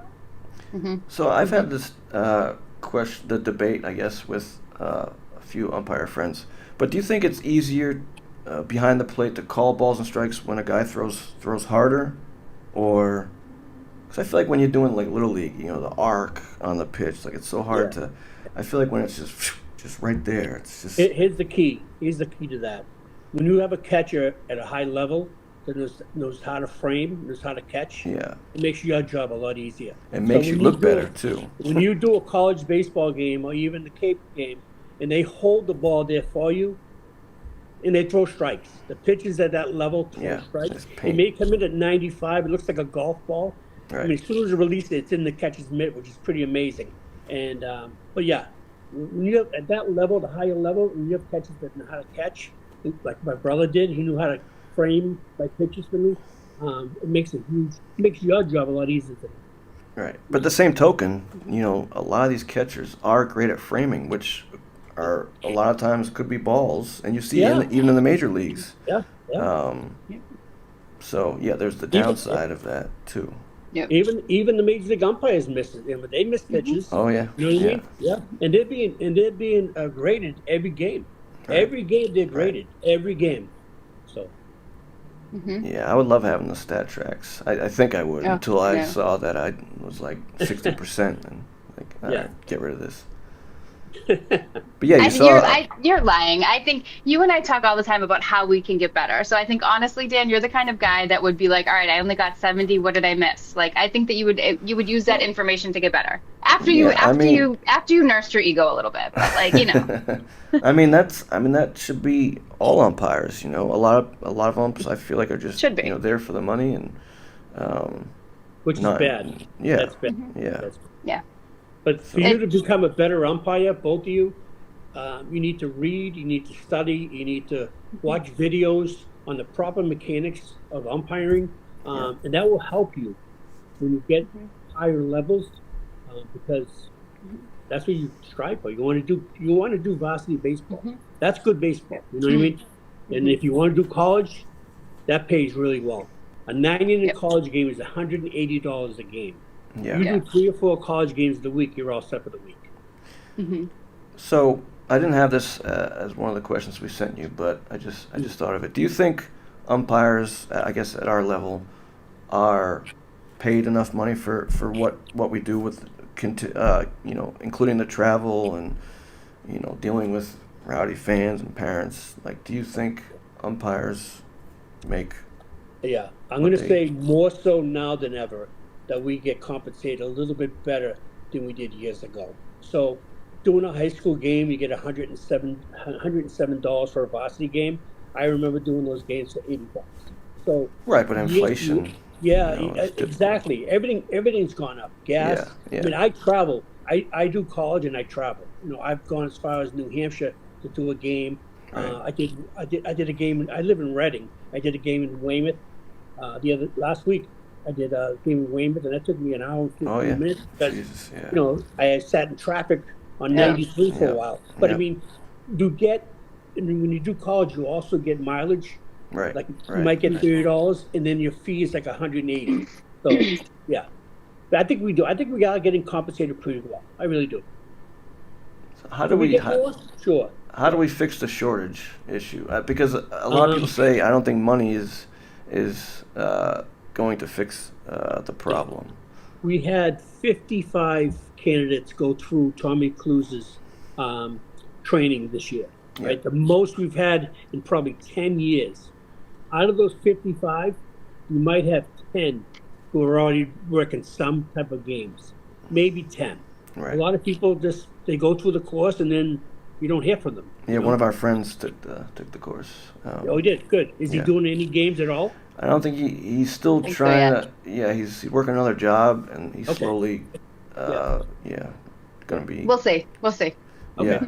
He just needs to get out. I mean, he bought all the gear and all that, and I know I promoted the classes on the last podcast I was doing, and I knew a couple of people that were in that class, whether it's through me promoting it or whatnot. But yeah, I tell people all the time, like, it's great money if you have extra time and you love baseball. Absolutely. It's a great part-time job. I'm hoping to retire in September. That's my 40-year anniversary. Wow. I'm hoping to. And then I'm just going to umpire. Yeah, I mean... I'll umpire till October because Walter will keep me busy until October. So, yeah, he will. Yeah, he will. Yeah. The men's playoffs, all that stuff. And I enjoy doing that. I really do. Yeah. Well, it's cash money. Yeah, it's cash money, and it's good baseball playoffs. It's fun. Yeah. And it's baseball. I just feel like when you love it, I feel like, and Rich, I think we have a question for you coming up about this soon, but I think that when you love this game, you want to be involved. And I think what makes umpires great is if they love what they're doing. Because if you love what you're doing, you're going to want to get better and you're going to show up in clean shoes and you're going to do all the things. And especially if you were a player. So I think that, I think that's all part of it, right? If you love it, you love it. Yep, absolutely. Mm-hmm. What question were you referring to, Ange? Well, I was kind of along the lines of what advice would you give somebody considering umpiring? And I think, honestly, if I were to give somebody advice, it would be, do you love it? Because it's really hard at first. Right. And I think some people think that it's easy, right? Because everybody's an umpire when they're, in the third baseline or up in the stands. Everybody's an umpire. Right. But getting behind the plate, kind of being in control of everything, it's really nerve-wracking, and you really have to feel confident and comfortable. And calls happen really fast. And I'll say one of the best pieces of advice I've gotten, right, was be slow, let your brain catch up to what your eyes saw. Yep. And that was yes, I need to do that and not feel like I need to give some quick answer so that people think I know what I'm doing, because I need to know what I'm doing. Right. So you see the play in front of you, and it say they're out. Let it register in your brain, and then make your out sign. You know what I mean? But let it register first, and then make sure they have the ball in the glove, the foot in the bag, because sometimes the ball can pop out. Right away you're going out because you're too quick. So try to take your time. Try to take your time. Mm-hmm. I really wish we had instant replay for a lot of plays, because there's coaches or players that are so set that they were safe or they were out, and I know, in my head that no, you were out, and I just wish you could just show them a video and be like, told you so. So the higher up you umpire, the faster the runners are. So the more you're going to have a bang play at first base. And when I tell you it's a coin toss safer out, it's almost that close. Oh yeah. You used to see the Major League Baseball. They had to get the ball and throw it within a certain amount of seconds. If not, the runner will beat it. And that's when you go through college, the same thing. It's fast. It's a fast game. And there are so many times when we see the replays on MLB and they overturn the call because it was wrong. And now that I'm an umpire, I'm like, well, he wasn't in the right position.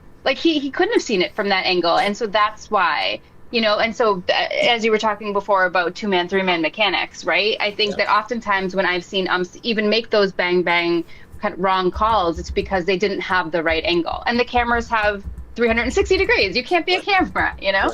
So I made a quick note. Give me 1 second, I'll explain that to you. And I'm also curious what you think of the challenge system that they're using in the minor leagues. It's going to be in the major leagues next year. You think so? Wow. Yep. I mean, it is very quick. Yep. They tried it out in some of the baseball fields this spring training. Yep. And they liked it. And in AAA, they've done it for now almost two years, I think, and it works. You know, it works. So I think Major League Baseball is going to do it next year. They're going to. So you agree with it? I feel like it takes away. I hate it. I hate it. Yeah. No. But I know Major League Baseball. They're going to probably institute that and then go from there. But I hate it. I just think let the umpires make their calls and that. Don't be tapping your hat and challenging a ball or a strike. You know what I mean? Yeah. But it's going to happen. It's going to happen. That's unfortunate. Yeah. Yep. Sorry, were you looking something up? Yeah. So what I was looking up is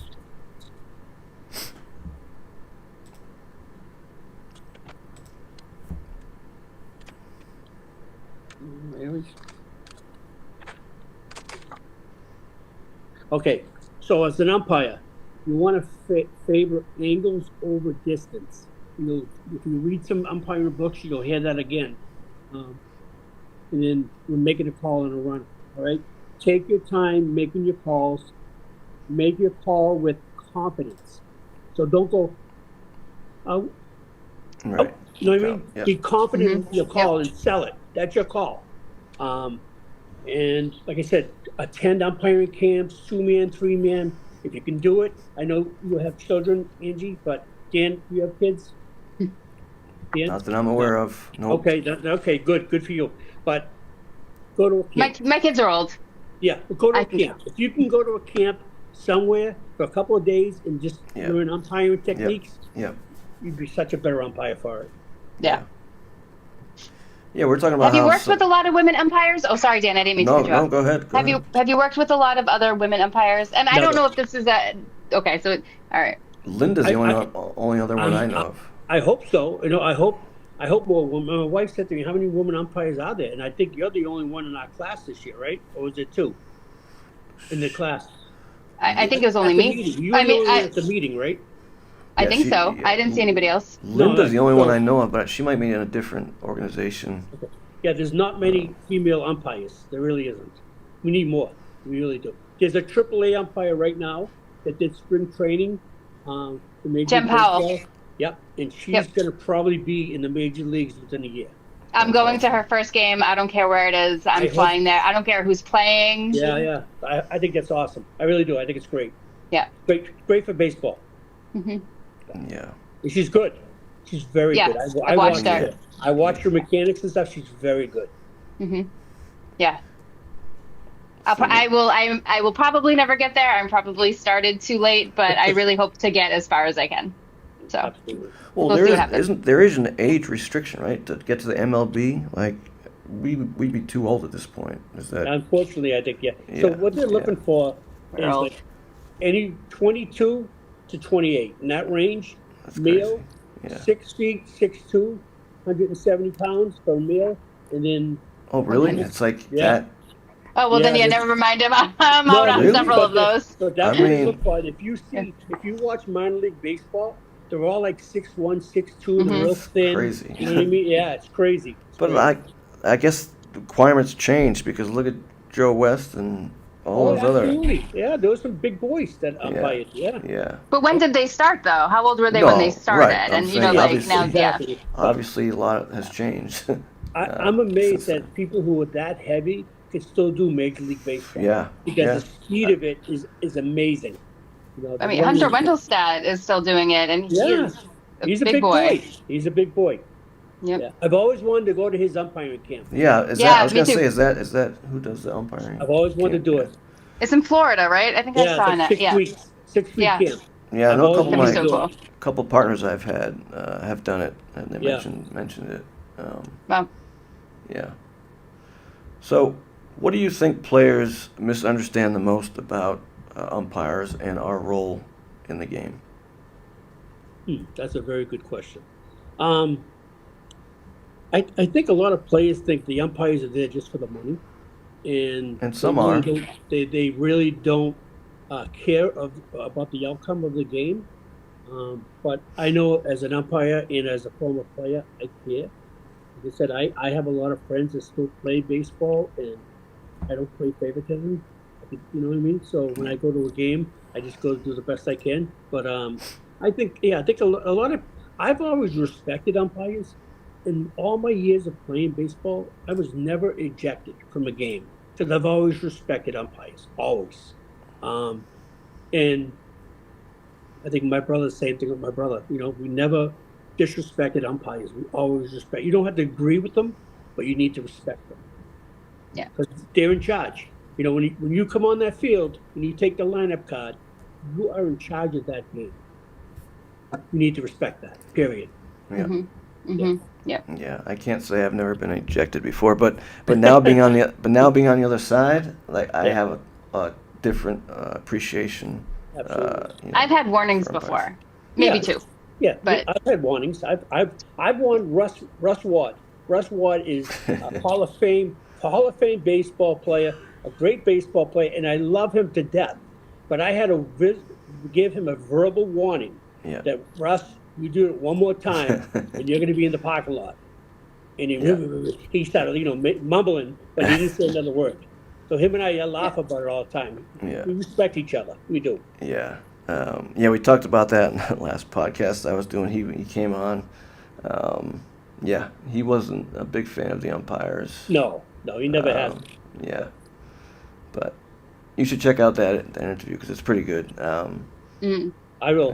Russ is when he's okay. I will. I'll look at that. He's one of a kind.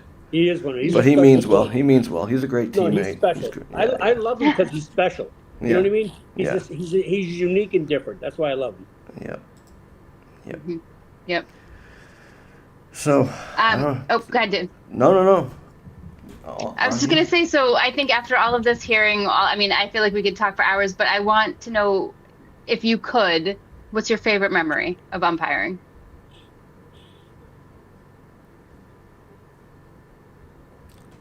19 years rewinding in his head. I know, but I can feel it. What's that thing that pops out when you're like, that was amazing? I gotta say, the Cape Cod League, I did a game. Where was I? Chatham. No, not Chatham. Veterans. Was it Chatham? No, it wasn't Chatham. It was. I can't think of the field. Anyway, it was down the Cape. But my brother said to me, "I'm going to come with you to the game." I said, "Okay." So we got a hotel. We enjoyed the night. Went out to dinner. The next day, I did the game, and I loved having him there with me and being part of it. It was so cool. It really was. It was great. I had the bases that day. I was able to see him in the stands and everything, but it was nice. It really was nice. Were there a lot of fans there? I think that's the coolest part. Just looking around and like, wow. So many on the Cape. So many. If you go to Orleans, if you ever go to Orleans in their baseball field, they have a big grass area and stuff. Beautiful field. Yeah. When I had the plate, I had home plate, there had to be at least 2,500 people there. I go, where do people come from? Yeah. They were everywhere, including my family. But Cape Cod baseball is like, wow, look at all these people. Yeah. Go Whitecaps. Great experience. And Mike, Hinojosa said, once you get to that level, you want the next thing. It's like, you do that for a while, and then you want bigger, and it's called being great. Right. Mike wants to be great, so he has prepared himself physically and mentally to be great. He was umpire of the year in the Cape Cod League, which is a tremendous honor, and he earned it. Yeah. He did 45, 50 games down the Cape, and he did a good job. He's a very good umpire, so whatever he gets, he deserves, So, I'm proud of him. I'm very happy for him. Yeah, I'm very happy for him. How many years do you feel like it should take for an umpire before they are ready to work like the Cape, for instance? I'm going to say anywhere between 5 and 7 years. 5 and 7 years. And doing college baseball, because it's very similar to college baseball, the Cape League. It's just a little bit better because the best of the best are down there. But if you can do college baseball, you can do the Cape League. Yeah. Okay. It's still invite only, right? Yeah, and it's Division 1 only umpires now. Division Oh, 2, really? So Division 2, Division 3 umpires are no longer going down. And I'm a Division 2, Division 3. Only Division 1 only is going down. Oh, wow. When did that change? About last year, the first year, or maybe 2 years ago. Oh, so recently. Wow, okay. They went to it's called UCU. And they went to Division 1 umpires only. And Mike went from being a 2-3 umpire like me to Division 1. And he has a good schedule. He travels. So how do you move up then? So how do you go from D2 to D1? Do you get called up? Is there you go to camp? How does that work? You go to camp. You try out. Okay. So UCU has a tryout in Connecticut. It's like a 4-day tryout camp. And they actually evaluate you in your strike zone. They evaluate you out in the field. And if they like you and you did a good job that 4 days, they're going to offer you a contract. If not, they're going to say thank you, but no thank you. And they do that. They pick who they want. They do. I'm 62 years old. I'm all set with UCU. I don't need to do UCU. But if you're younger, Dan, how old are you? 46. Okay. Angie, how old are you? Don't ask a woman her age. I'm 43. I'm 43. I'm 43. I'm messing with you. I'm 43. If you want to do that at UCU in 3 to 5 years, I would say do it. Go to camps, get prepared, and then go and do a great job, and they'll pick you. Yeah. Sounds good. I'm in. Absolutely. So let me know when you have a game. Seriously, a game. Absolutely. I know you're by yourself, and Dan, when you don't have 4 games, and you have 1 game, let me know. And if I'm not assigned with you, or even Angie, I'll come and watch. All right. You know what, Rich? I'll give you my schedule, and don't tell me you're coming. Don't tell me you're in the stands. Put a mask on. I won't. I wear a mask. Yeah. But if I can help, I will help. Honestly, that's what I want to do. That's what I'm here for. Help. That's why I became president of our association too, because I wanted to make sure we did things right this year, and that's why I was the president. I was very happy with the year. Everyone enjoyed it. Yep, and I wanted to tell people you were the president of the Eastern Mass Baseball Association of Umpires. What was your actual role? Would you say, if you had to explain it to our listeners? As president? Yes. Basically, or responsibilities? My responsibilities is to make sure people pay their dues, and I had Dave Tresker as a treasurer, but also make sure we give back to all the umpires that are in our association. So that's why I had the shirts made up, and also the dinner. The awards dinner was very important to have because we haven't had it in a couple of years. So I wanted to make sure that was done right. You're only president really once of that whole. That was delicious, by the way. Again. So I want to make sure things were done right. And as a president, we had meetings with the executive board, and we actually laid out what we wanted to do this year. And I think the meetings were actually good this year. People got something out of the meetings this year, and that was important. So that falls on Tommy Clues because he's very good at that, but also on me because make sure we're all on the same page. So, I'm very happy with the way things went this year. I'm very happy. I found all the emails really helpful. Yeah. With the links and all the things to look at, I found that to be really helpful. Very helpful. Dave Tresker's great at that stuff. He really is. He's good. And he's a good umpire. I'm sure you've never worked with him, but he's a good umpire too. I've seen him on plenty of times. No, but I've heard, he does a good job. Yep. And Sam Finn was voted in as the new umpire in July. He'll be the new president in July. Yep. And he's still umpiring. Mike Canosa will be the following year because he's the first vice president. Oh, you already know it goes like that? Yeah. I was the first vice president last year. 2004. I mean 2024, and in 2025 I was the president. So this was the first year we had to do the meetings because last year was our first year, and this was our second year. So we didn't do the meetings last year. And the meetings were good, right? They were much better this year. They were good. You got something out of it anyway. I did. I learned a lot too. Yeah. Listen to different people talk. I learned a lot. Yeah, that former, I don't think Andrew was there for this, but the former Major League umpire who does the camps. Yeah. Yep. No, I missed it. Yeah. Oh, great. He was fantastic. He really is great. Yeah. He's great. Yeah. Well, he'll have to come back next year. Yeah, absolutely. We might have to have him on, actually. Oh, well, if we could do it. If you have him on, that would be tremendous because he's a great guy to have on. He is great. Really is. And that story he told about, God, who was it? The baseball player that he rung up. Oh, Bo Jackson. The Bo Jackson story. Bo Jackson, that he told. That was hilarious. That was hilarious. That's so cool. Yeah. Yeah. Yeah, I mean, we could talk baseball for days. Oh, absolutely. We are at the hour 40 mark. I know I told you 90 minutes. We're a little over, but that's fine. Yeah, we could talk baseball for days. I appreciate you having me on. No, I really do. Thank you. Thank you for coming. Oh, my pleasure. I enjoyed it. It was great. Thank you. Awesome. Well, you'll have to come back sometime after you evaluate me and Dan. I will. And you won't know I'm there. I promise you. Nope. You won't know. Good. Yeah. Thank you, Richie.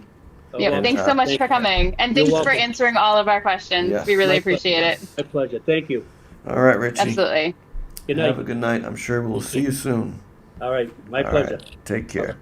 Bye. Bye-bye. Good stuff. What a good interview. I mean, he really had like such a wealth of experience and knowledge. Mm-hmm. Like I said, you can tell how long someone's been doing it just by looking inside their car. Oh, well, I mean, for sure. Like, it's crazy. Some guys literally have, like, a closet. I'm like, how do you see out of your back of your rear mirror? He's like, I can see above the shirts. I'm like, okay. They figured it out. It doesn't matter. It's just, they're always ready to go, you know. It's crazy. Well, that was right. I figured in the very beginning, I have to be honest, when I was kind of not feeling confident about my skill, the one thing I could feel confident about was my equipment. And the way that I had arranged my car. So when I got there and I opened up my trunk, I had all my little compartments and I bought this separator and I was like, there you go. I might not be there yet, but I'm going to look it. Yeah. Oh yeah. So I know for you it's a little different, but I find that the strangest part of working a game is right when you walk in and everyone's just the kids and everyone's just staring at you I don't know what it is, but it's just the weirdest thing. It's this awkward I don't know. So I try and just be like, oh, what's up, guys? Hey, guys. And they're just shy. Yeah. But then once a couple innings go by, then they're like, you're their best friend. The younger kids. Yeah. Well, I have, Dan, walked on the field in my attire, and some kid, I think he was JV or a 16U or something, was like, where's the ump? Where's the ump? And I was like, wow. I'm right here. I'm fully dressed. So I think we probably get different reactions, but yes, walking up, I never know how it's going to go. Right. It is weird. And the shit these kids say, they don't, I don't know if they don't know, that we can hear everything that they say. No. It's, no. It's hilarious. As somebody who works in the public schools and does this, I can tell you they have no idea that we can hear them. Yeah. They think that they're so slick. Yeah. There's been some times where I've turned around. I told you about that game that I was walking to. It was in Lexington, and I was going to do an 8th grade or freshman game, and I walked up on a bunch of kids that I couldn't tell how old they were. So I was like, hey, how old are you guys? And one of the kids was like, well, us? We're juniors. I was like, oh, you guys JV or varsity? We're varsity. Cool. Do you know where the freshman team is? And I'm going to walk around. I'm probably 4 steps from him. And he was like, damn, I wish that was my umpire. And I turned around and I was like, I can hear you. Oh my God. You're also old enough to be my child. Please continue walking. That's hilarious. That's awesome. And I kind of laughed it off. I wasn't offended by it, as I'm sure somebody else could have been. I wasn't. I laughed it off. You can't play baseball and get offended by that. But yeah. No. Yeah. Well, and to just have the utmost confidence because you don't realize how big the world really is. So that's probably a good segue to your segment, Women in Baseball. Let's go. Let me tell you about my best friend. So we got two things going on today. Hold on one second. My computer screen isn't working with me because I had my whole thing queued up. But just a couple of headlines for the week that I wanted to kind of just spotlight. Baseball for All, and I've talked about Baseball for All before. They're a wonderful organization run by Justine Siegel that just is promoting girls in baseball everywhere.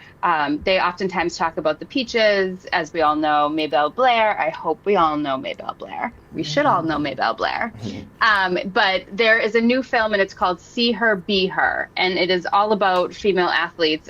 It's a lot about baseball, but there are other female athletes in it, kind of in male-dominated sports, and how they're trying to kind of break in and be a part of it. And if you get a chance, check it out. It's raising money for women in sports, girls in sports, and baseball. I think that is, hold on one second. I feel like I had one more thing to talk about. The former Phillies coach, Sarah Edwards, became the first woman to be an on-field coach for Asian Pro Ball. And so we just want to give her a shout out. I don't know that she'll ever see this, but that's a big deal, right? Women are breaking barriers in baseball. And I think that if we can support them, then let's do it, because we have 9U girls who are coming up, and I want them to feel the same way that I felt when I was playing. And that was that I was a part of the game. And so I just wanted to give that shout out. Excellent. And that is Well girls are done. best friend. Diamonds are a girl's best friend. Yes. Well done. Yeah. So next week we're gonna try and get Carl Rodriguez. Yes. Right. Yes. I haven't chatted with him yet, but I'm hoping that he can still do it. And it's Mother's Day, and Mm-hmm. you were kind enough to still have an episode, even though it's your special day. But Dan, it's my special day. I get to do what I want to do. That's right. That's Zach, how it works. Zach, are you listening? she does what she wants. So yeah, we should have him on. We're also trying Absolutely. to get. I can't remember his first name now. He runs the Umpire channel on Instagram. Got thousands of followers. He's umped what the is Bananas his first game. name? Yes. I know. It's like I don't know. I actually met him when I was at Fenway at the Bananas game. He's in college still, but He's at also Clark University. He's Yeah, awesome. Yeah. He gets a lot of shit from people online, and I'm constantly like, nope, you're not gonna, no, don't, stop yourself. But yeah, he's great. He's great, and he's constantly happy, and he's constantly, I would He's say, in stuff college. positive. Who wasn't happy in college? No, but I mean, people make some really No, I mean know. comments No, on I his know. pages, I mean, and he that's doesn't even respond. Yeah. And but he maintains just a positive outlook on it all, and I would love to talk to him. Yep. So trying to have him on. I think it's the Umpire channel. Is the name of his channel? Yeah. But if you want to come on the show, let us know. Hit us up on the Fielder's Choice podcast Facebook page. I feel like, Dan, we should try to find some younger umpires, right? Some of the new ones that have just come up. Yeah. And then see how this season goes for them. We should. And it's a thought. We'll just keep it up here. Yeah. I mean, there's not many. I don't know. There's not many of them. I know. Did he say 10? Did Rich say 10 out of 50 signed up? Well, there was 55, but he says out of the 55, realistically, 10 will go on to actually umpire. How many do you think from our class? I don't think we had. There was a lot of kids in our class, but that was for kids. I'm probably just looking for summer work, doing the little league games, or because I don't think I've seen any of those people.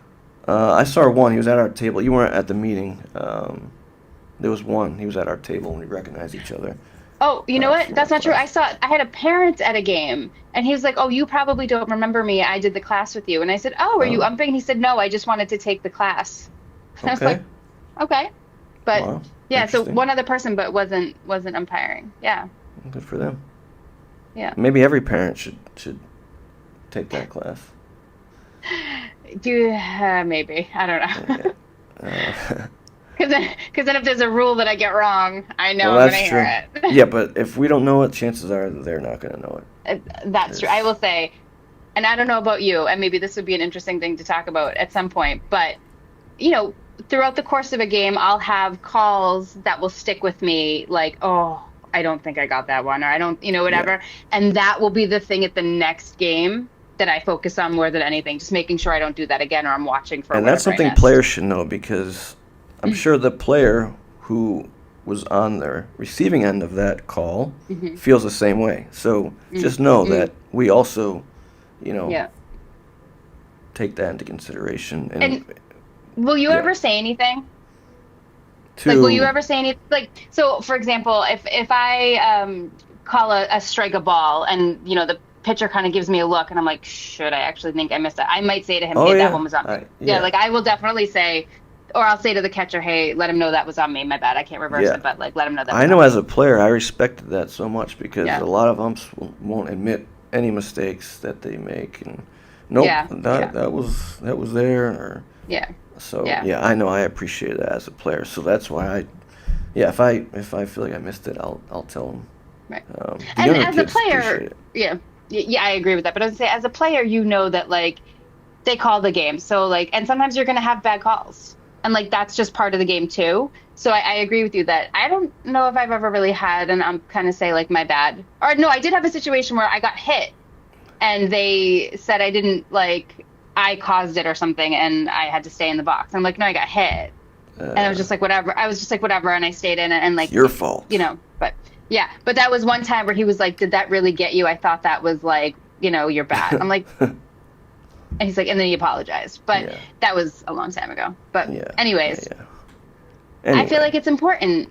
I feel like it's really important to be like, hey, but it's still the call because getting bad calls is part of the game and dealing with that is part of being a good player. Yep. And I think players respect that. And a lot of times players will talk under their breath or they think they are. So then I'll be like, oh, you thought that one was high, huh? And then they're caught on the, oh, I didn't know you heard me. It's funny. Some of these kids are. This catcher, he was 9 years old. He was singing back there the whole time, just saying poop, poop, poop, poop, poop. I'm like, oh my God, to be young again. I had one singing "Smooth Criminal" today. These I was like, look at you. Okay. Zero attention span, but either do I. So, God bless him. I know. And the two of us are doing a podcast together. That was great. Who decided to do that? Yeah, right. I wonder how Gibb's game's going. Oh, we should somehow. Can we FaceTime Gib? We should bring him in. Put him on from the game. That would be awesome, actually. That'd be great. Umpire view. Have you seen those little snap-on cameras now? Yeah. It's like a magnet and just snaps on. I want to put one on Eddie and Gib and have them do a game at the same, and we can just put it in the corner of the screen for people. Actually, we should have had Eddie be our third host tonight. Oh. In place of Gib. Oh well. Sorry, Eddie. FDK. Well, I know when. when Richie said that, I was like, well, we have a saying here. Yeah. Yep. But but we don't talk about Fight Club. Yeah, we don't. We do not. We do not. But anyway. So next week, hopefully we'll have Carl on, same time, same place, Mother's Day. May the 4th be with you. Are we good? I think we're good. Oh, I thought you were going to zoom out. Okay, so we're good, man. See you next week. Oh, no, I have a special outro video. Oh, yes, bring it, Dan. All right. Well, folks. All right, let's go. We will see you same time, same place next week. That's a wrap. Have a good night. And now for your outro.